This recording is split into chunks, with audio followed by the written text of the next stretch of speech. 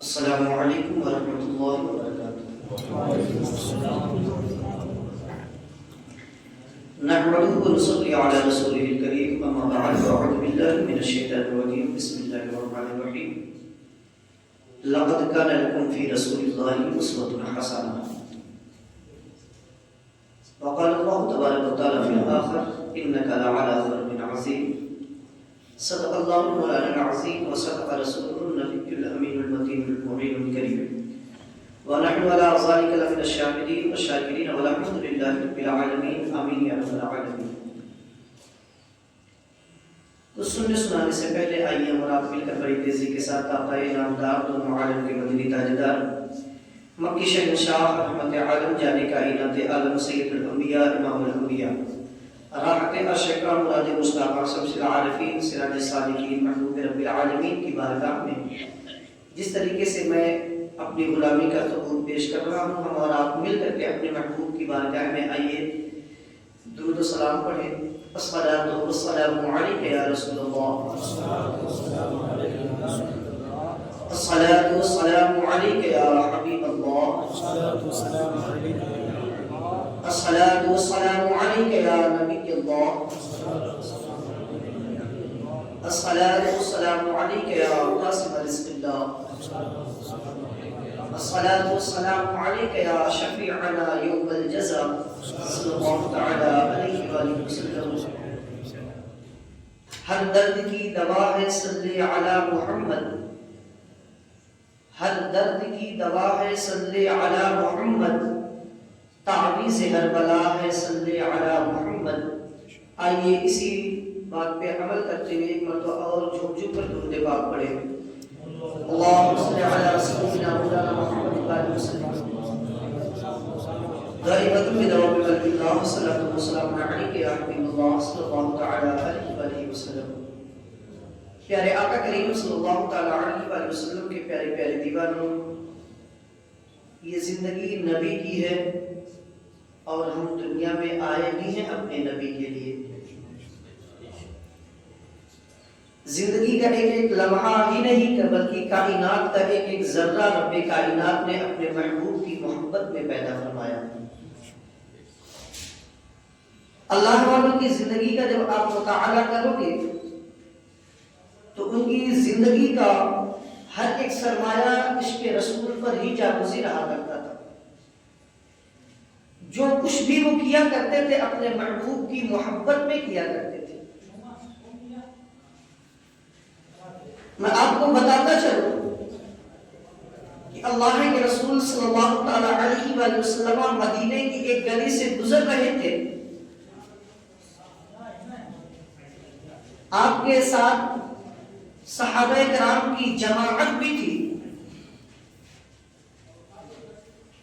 اللہ کے رسول جس راستے سے گزر رہے تھے اسی راستے کے بغل میں ایک صحابی کا مکان بن رہا تھا۔ میرے آقا کریم صلی اللہ علیہ وسلم نے اس مکان کی طرف دیکھا تو وہ مکان بڑا عالیشان نقش و نگار کے ساتھ بن رہا تھا۔ میرے آقا کریم صلی اللہ علیہ وسلم نے بس ایک نگاہ دیکھ کر کے اپنے نگاہ نبوت کو پھیر لیا، واپس چلے آئے۔ صحابہ کرام نے نبی کے چہرے کو دیکھ کر کے یہ پتہ لگایا کہ میرے نبی کو اتنا عالیشان مکان پسند نہیں آیا۔ اس مکان کے جو مالک تھے صحابہ کرام نے ان سے کہا کہ آج اللہ کے محبوب تمہارے گھر کے راستے سے گزر رہے تھے، وہ بڑے خوش ہوئے۔ کیا میرے آقا نے میرے مکان کو بنتے ہوئے دیکھا؟ کیا میرے آقا کریم صلی اللہ علیہ وسلم نے، کیا میرے محبوب نے میرے مکان کی طرف اپنے رخ انور کو پھیرا تھا؟ صحابہ کرام نے ارشاد فرمایا ہاں، نبی نے تیرے مکان کی طرف اپنا چہرہ کیا تھا۔ وہ صحابی عرض کرنے لگے اب ذرا بتاؤ کہ میرے نبی کے چہرے پہ رنگت کیسی تھی؟ جب نبی نے میرے مکان کو دیکھا تو ان کے چہرے کے آثار کیسے تھے؟ صحابہ کرام نے عرض کیا ایسا لگ رہا تھا کہ تیرا مکان نبی کو پسند نہیں آیا۔ میرے نبی نہیں فرما رہے ہیں، صحابہ کرام کی زبان سے وہ صحابی سن رہے ہیں۔ انہوں نے فوراً کو اٹھایا اور جا کر کے اپنے بنتے ہوئے مکان کو مسمار کر دیا، ڈھا دیا، توڑ کر کے رکھ دیا۔ میرے آقا کریم صلی اللہ تعالی علیہ وآلہ وسلم کو بعد میں صحابہ نے فرمایا یا رسول اللہ وہ جو مکان بن رہا تھا وہ مکان تو صاحب مالک نے اسے توڑ دیا، اسے برباد کر دیا۔ میرے آقا کریم صلی اللہ علیہ وسلم نے وہ صحابی کو بلا کر کے ارشاد فرمایا اے صحابی آپ نے اپنے مکان کو توڑا کس لیے، وجہ کیا تھی؟ انہوں نے عرض کیا یا رسول اللہ جو چیز آپ کو پسند نہ آئے وہ ہماری ہو ہی نہیں سکتی، جس چیز میں آپ کی ناراضگی ہے وہ ہماری کیسے ہو سکتی ہے؟ میرے آقا کریم نے اس وقت ایک جملہ دیا تھا اپنے صحابی کو، میرے آقا نے فرمایا تھا صحابی تو نے دنیاوی مکان کو توڑا ہے، اللہ تبارک و تعالیٰ نے جنت الفردوس میں تیرے لیے محل تیار فرما دیا۔ یہ کیوں تھا؟ میرے آقا نے ان کے مکان کو دیکھ کر کے کیوں ناراضگی ظاہر فرمائی کہ ہمیں اللہ نے دنیا میں مکان بنانے کے لیے نہیں پیدا فرمایا، ہمیں آخرت کا مکان بنانے کے لیے پیدا فرمایا ہے۔ ہمیں اگر تیاری کرنی چاہیے تو اس آخرت کے مکان کی تیاری کرنی چاہیے جہاں پہ ہمارا کوئی ساتھ دینے والا نہیں ہے، جہاں پہ کوئی ہمارا مددگار نہیں ہے، جہاں ہماری کوئی دوسرا انسان ہماری مدد نہیں کر سکتا ہے۔ لیکن مسلمانوں آج تو ہم دنیاوی لہو و لعب میں مشغول، کل من علیہا فان، ہر ذی روح کو موت کا مزہ چکھنا ہے، ہر انسان کو یہ دنیاوی مکان چھوڑ کر کے جانا ہے۔ لیکن حاشا وکلا کوئی ایک ایسا انسان ہماری آبادی میں نظر آتا ہوگا کہ جو اپنے آخرت کے مکان کی تیاری کر رہا ہو، جو آخرت کے مکان کی فکر مندی میں ہو، جو آخرت کے مکان کی فکر کر رہا ہو۔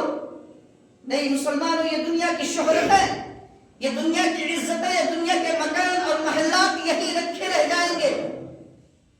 جانے والا ساتھ میں کیا لے کر کے جائے گا؟ اپنے اخلاق کو لے کر کے جائے گا، اپنے کردار کو لے کر کے جائے گا، اپنی عادت و اقوال کو لے کر جب کے جائے گا۔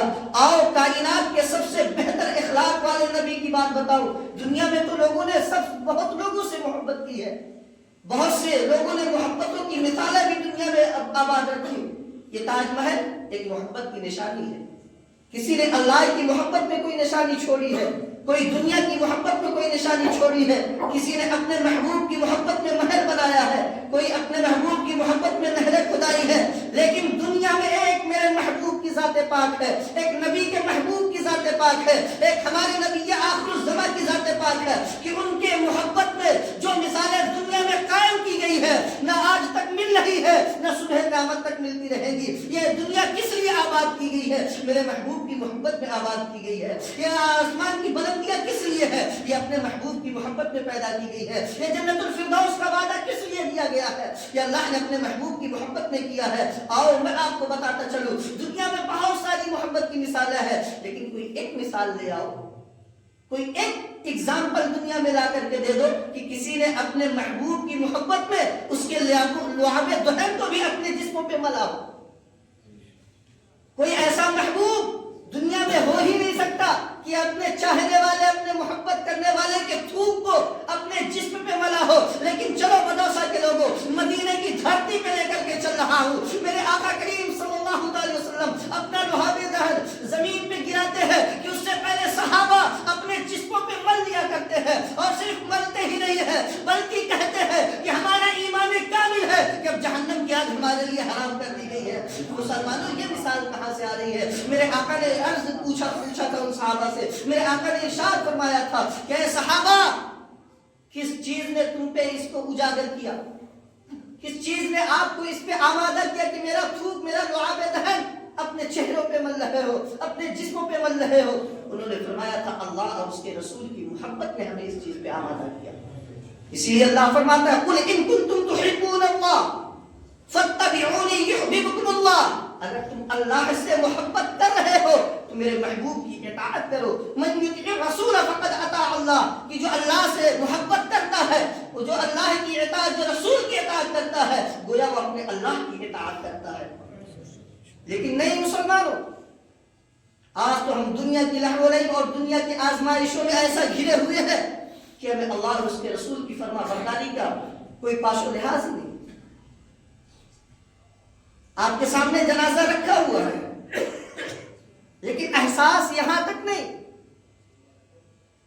آبادی کی بات بتاؤں کہ اگر جنازے میں شرکت کرنے والے 100 لوگ ہوتے ہیں تو 50 لوگ کھڑے ہو کر کے تماشا دیکھنے والے ہوتے ہیں۔ اپنے آپ کو کیا سمجھتے ہو آپ؟ اپنے آپ کو اگر مسلمان گردانتے ہو، اپنے آپ کو اگر مسلمان مانتے ہو تو تماشائی نہ بنو، جنازے کے نمازی بنو، اور یہ سوچ کر کے بنو کہ آج میں کسی کا جنازہ پڑھ رہا ہوں تو میرا بھی جنازہ کوئی نہ کوئی پڑھے گا۔ کسی مسلمان کو کوئی حق نہیں ہے کہ کسی کے جنازے کے بغل میں کھڑا رہے، وہ گنہگار بھی ہوتا ہے، اس لیے کہ تمہیں آنا بھی نہ چاہیے تھا۔ اگر نماز نہیں پڑھنا تھا تو کس لیے آئے ہو؟ تماشائی بننے کے لیے؟ کیا جس کے گھر کی مٹی ہے اسے تکلیف نہ ہوتی ہوگی؟ کیا اسی کے دل میں درد نہ پیدا ہوتا ہوگا؟ کیا میرے باپ کا جنازہ رکھا ہے اور یہ مسلمان ہو کر کے وہیں پہ کھڑا ہے؟ میرے آقا نے تو فرمایا کہ اگر تمہیں جنازے کی خبر ہو جائے تو کوشش کر کے وہاں پہنچنے میں آپ جلدی کرو۔ وہاں نے بتاؤ سر تو ایسا مسلمان کہ پہنچنے کے بعد یہ ثبوت بھی دے رہا ہے کہ میں پہنچ تو گیا لیکن پڑھنے والوں میں نہیں ہوں۔ میں اپنے علاقے کی بات بتاؤں، خدا کے گھر میں کھڑے ہو کر کے کہہ رہا ہوں، جو طرز عمل تمہارا ہے یہ ہمارے علاقے میں کافروں کا طرز عمل ہوا کرتا ہے۔ جو کوئی کافر غیر مسلم اگر کسی کے جنازے میں آتے ہیں تو مٹی سے دور کھڑے رہتے کہ یار ہم تو مسلمان نہیں تو کم سے کم کھڑے ہو جائیں۔ مسلمانوں اگر بدوسا کے لوگوں، اگر تم اپنے آپ کو مسلمان سمجھتے ہو، کسی کا بھی ہو، امیر و غریب، امیر کا جنازہ ہوتا ہے تب تو تم قطار در قطار کھڑے ہو کر کے ثبوت دیتے ہو کہ فلاں صاحب، حاجی صاحب، نمازی صاحب دیکھ لو، میں تمہارے بھائی کے جنازے میں شامل ہوا، میں تمہارے بہن کے جنازے میں شامل ہوا، میں تمہارے باپ کے جنازے میں شامل ہوا ہوں، اور غریبوں میں گنتی کے لوگ۔ اسی لیے تو کسی نے کہا تھا جنازے کی تعداد آج کل بتایا کرتی ہے کہ کسی امیر کا جنازہ یا کسی غریب کا جنازہ ہے۔ یہ جنازوں کی تعداد بتا دیا کرتی ہے۔ یہ تعداد یہاں تو تم دکھا لو گے لیکن میدان محشر میں کون سی تعداد لے کر کے جاؤ گے؟ میدان محشر میں کون سا رخ لے کر کے جاؤ گے؟ میرے آقا کی بات تو یہ ہے، اور اپنے نبی کی بات بتاؤ۔ ایک صحابی کا رات کے وقت انتقال ہو گیا، ٹھنڈک کے موسم میں۔ اللہ کے رسول صلی اللہ علیہ وسلم نے صحابہ کرام سے فرمایا بھی تھا کہ جب ان کا انتقال ہو جائے تو مجھے خبر کر دینا، لیکن صحابہ محبت رسول میں، عشق رسول میں رات کے وقت ہی ان کی مٹی اور تدفین کر دی اور میرے نبی کو اطلاع نہیں فرمائی۔ صبح فجر کی نماز کے بعد میرے آقا نے ارشاد فرمایا صحابہ فلاں کا کیا ہے، کیا ہوا ان کا؟ تو انہوں نے عرض کیا یا رسول اللہ ان کا تو رات کو انتقال ہو گیا تھا اور ہم نے تدفین فرما دی ہے۔ میرے اللہ کے رسول ناراض ہوئے اور دوبارہ آپ نے جا کر کے ان کی نماز جنازہ پڑھی۔ آپ اس نبی کے ماننے والے ہو جس کے کردار تو یہ تھے، اور آپ کون سا کردار کر رہے ہو؟ آپ کون سا اخلاق پیش کر رہے ہو؟ میرے آقا کے غلاموں، اگر یقیناً آپ مصطفیٰ کے غلام ہو تو وہ طرز زندگی اپناؤ جو صحابہ کرام نے اپنائی ہے، وہ عمل کرو جو اللہ کے رسول صلی اللہ علیہ وسلم نے ہمیں عمل کرنے کا حکم دیا۔ آپ متحد ہو کر کے شریعت مصطفیٰ کے مطابق زندگی گزارو، آپ اخلاق مصطفیٰ کے پیکر بن کر کے دکھاؤ، اس لیے کہ جب تم نبی کے غلام بنو گے تو زمانہ تمہارا غلام بنے گا۔ اگر تم دنیا کی حکومتیں چاہتے ہو تو نبی کی غلامی اور نبی کے نوکر بنو، نبی کے در کے بھکاری بنو۔ جب تم نبی کے در کے بھکاری بنو گے تو اللہ کے رسول صلی اللہ علیہ وسلم کی عطا سے اللہ تبارک و تعالیٰ تمہیں وہ چیزیں دے گا جو تمہاری قسمتوں میں نہیں ہوگی۔ کیوں قرآن کا 5واں پارہ اعلان فرماتا ہے وَلَوْ أَنَّهُمْ إِذْ ظَلَمُوا أَنفُسَهُمْ جَاءُوكَ فَاسْتَغْفَرُوا اللَّهَ وَاسْتَغْفَرَ لَهُمُ الرَّسُولُ لَوَجَدُوا اللَّهَ تَوَّابًا رَحِيمًا۔ اللہ نے کیوں اعلان کیا کہ تم کچھ بھی اپنی جانوں پہ کر لو، اگر اللہ تبارک و تعالیٰ نے تمہیں استطاعت دی ہے تو زندگی میں ایک مرتبہ میرے محبوب کے روضے پہ حاضر ہو جاؤ، اور حاضر ہو کر کے اپنی گناہوں سے شرمندہ ہو کر کے میرے نبی کو حاضر و ناظر گواہ بنا کر کے تم رب کی بارگاہ میں توبہ کرو، تم میرے محبوب کے در پہ توبہ کی دعا مانگو گے، اللہ میرے اپنے محبوب کے صدقے میں تمہاری گناہوں کو معاف فرمائے گا۔ ہاں کوئی آدمی کہہ سکتا ہے کہ ہم غریب ہیں، ہم مدینہ نہیں جا سکتے، ہم غریب ہیں، ہم وہاں تک نہیں جا سکتے۔ مسلمانوں وہاں جانے کی ضرورت بھی نہیں ہے غریبوں کو۔ اس لیے کہ میرا نبی صرف مدینے میں نہیں رہتا، میرا نبی تو ہر غریب و امیر کے سینے میں رہا کرتا ہے۔ بس اپنے گردن کو جھکانا ہے، تم مدینہ پہنچ جاؤ گے۔ اور اگر عقیدت اور محبت ہے میرے نبی سے تو تمہارا گھر ہی تمہارا مدینہ ہے، تمہارے محلے کی مسجد ہی تمہارا مدینہ ہے، تمہاری جھوپڑی ہی تمہارا مدینہ ہے۔ بس عقیدت ہونی چاہیے، محبت ہونی چاہیے۔ تم نبی کے بن کر کے تو دکھاؤ، زمانہ تمہارا بن کر کے دکھائے گا۔ غریب نواز نے کون سی حکومت اپنائی ہے؟ مخدوم اشرف کچھوچوی نے سمنان کی حکومت کو لات مار کر کے جا کر کے کچھوچا شریف کو آباد کیا ہے۔ آج پوری دنیا ان کی غلام نظر ہوتی ہے۔ کیوں؟ اس لیے کہ وہ اللہ کے بن کر کے آئے ہیں، اللہ کے بن کر کے زمانے کو دکھایا ہے۔ ہمارا بھی حق بنتا ہے کہ ہم اللہ اور اس کے رسول کے بن کر کے زندگیوں کو گزاریں، ورنہ یہ فانی زندگی ہے۔ کل من علیہا فان، سب کو مٹنا ہے اس دنیا سے، سب کو ختم ہے اس دنیا سے۔ اگر اللہ تبارک و تعالیٰ نے زندگی دے دی تو اس کا ناجائز فائدہ نہ اٹھاؤ، اگر اللہ نے حکومتیں دے دی تو اس کا ناجائز فائدہ نہ اٹھاؤ، اللہ نے اگر جوانی دی ہے تو اس جوانی کو اس طریقے سے برباد نہ کرو، اللہ نے اگر شہرت دی ہے تو شہرت دنیا کمانے کے لیے نہیں ہے، بلڈنگیں بنانے کے لیے نہیں ہے۔ شہرت اس طور پہ ہے کہ اگر اللہ نے تمہیں طاقت و شہرت دی ہے تو نبی کی غلامی میں ایسی شہرت کماؤ کہ عثمان غنی کا غلام زمانہ تمہیں کہے، عمر فاروق اعظم کا غلام زمانہ تمہیں کہے، صدیق اکبر کا پتہ تمہیں زمانہ کہے، علی کی شجاعت کی بہادری کی ایک مثال قائم کرو کہ اللہ اگر اس زمانے میں نہیں تھا تو اس زمانے میں ہوں، لیکن جو علی کے غلاموں نے کیا تھا اسی غلامی میں میں بھی اپنے نام کو پیش کرنا چاہتا ہوں۔ جو بہادری اور شجاعت حضرت علی نے دکھائی تھی وہی ہم بھی دکھانے کا کام کر رہے ہیں۔ لیکن نہیں مسلمانوں، آج تو زمانہ بدلتا ہوا نظر آ رہا ہے۔ آج تو ہم دنیا کی محبت میں ایسا ملوث ہو چکے ہیں، ایسی ایسی پریشانیاں ہم جھیل رہے ہیں، اس کے باوجود بھی ہماری آنکھوں کا پٹا نہیں کھلتا، اس کے باوجود بھی ہم اللہ اس کے رسول کے بننے کو تیار نہیں ہیں۔ یہ دھڑکتے ہوئے دل کب بند ہو جائے اس کی دھڑکنیں کسی کو نہیں معلوم۔ ہمارے درمیان بیٹھ کر کے ہنسی مذاق کرنے والا صبح کی فجر کی نماز کے بعد اس کے موت اور مٹی کی صدائیں مسجدوں سے بلند ہوتی ہیں۔ کب تم تیاری کرو گے؟ کب ہم اپنی آخرت کی تیاری کریں گے؟ کب ہم اللہ کی بارگاہ میں سچی توبہ کریں گے؟ ابھی شب براءت کی رات 2-4 دن پہلے ہی گزری ہے۔ ہر مسلمان جانتا تھا، ہر مسلمان کو معلوم تھا کہ یار یہ براءت کی رات ہے، یہ جہنم سے نجات کی رات ہے، یہ اللہ سے مانگنے کی رات ہے، یہ اپنے کیے ہوئے کرتوتوں کو پہ پانی پھیرنے کی رات ہے۔ کتنے بھی بڑے سے بڑے گناہ رہے ہوں گے، اگر اس رات کسی نے معافی مانگی ہوگی تو میرا ایمان ہے، میرے مصطفیٰ کی حدیث پاک بھی ہے کہ اللہ تبارک و تعالیٰ اس کے گناہوں کو معاف فرمائے گا۔ اس لیے کہ میرے آقا نے ارشاد فرمایا تھا کہ شب براءت کی رات بنو کلب کی بکریوں کے ریوڑوں کے بال کے برابر اللہ جہنم سے نجات عطا فرماتا ہے۔ ہے کوئی اس رات ماننے والا؟ لیکن وارے بدوسا کے مسلمان تم اتنے بھی ڈھیٹے ہو، وارے بدوسا کے مسلمان تم اپنے گناہوں پہ اتنے جری ہو، تمہارے اندر اتنا ڈھیٹ پنا موجود ہے کہ یہ مبارک رات بھی گزر چکی ہے لیکن تم اپنے بستر کو چھوڑ کر کے خدا کے گھر کو آباد نہیں کیے۔ ہاں مسلمانوں ٹھیک ہے، تم نے خدا کے گھر کو آباد نہیں کیا ہے، تیری بھی قبرستان کا گھر تیار ہونے والا ہے، وہاں آباد ہونے کے لیے تیرے بچے نہیں جائیں گے، وہاں تو اس گھر کو آباد کرنے کے لیے تیرے مکان نہیں جائیں گے، اس گھر کو آباد کرنے کے لیے تیرے مال و زر نہیں جائیں گے، اس گھر کو آباد کرنے کے لیے تیرے پڑوسی تیرے محلے کے لوگ نہیں جائیں گے، اس گھر کو آباد کرنے کے لیے کوئی دنیا کا سامان نہیں جائے گا۔ اس گھر کو آباد کرنا تھا تو اسی رات کی عبادت آباد کرتی، اس گھر کو آباد کرنا تھا تو 5 وقت کی نمازیں آباد کرتی، اس گھر کو اگر روشن کرنا تھا تو تیرے پیشانی کے سردوں کے نشان اسے روشن کرتے۔ لیکن نہیں مسلمانوں، تم نے کیا کیا؟